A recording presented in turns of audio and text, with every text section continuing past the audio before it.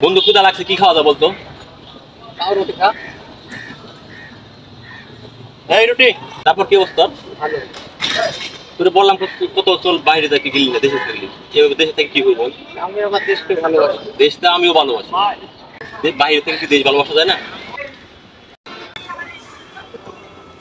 বুঝলি সেলিম, বিদেশে সব কিছু চাকচিক্য।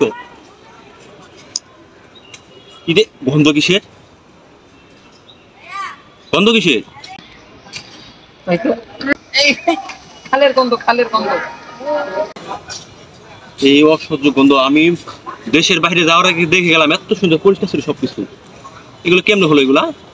এই দুর্গন্ধ জায়গা তুই খা। দেখতে হবে কি অবস্থা করছে। শোন, আমরা হচ্ছে শিক্ষিত মানুষ, আমরা যদি সবকিছু বোঝার পরে এসব করি তাহলে কি দেশ ভালো থাকবে?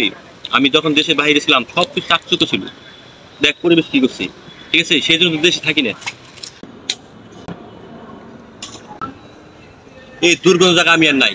এইসব পরিবেশ নষ্ট করে সবকিছু।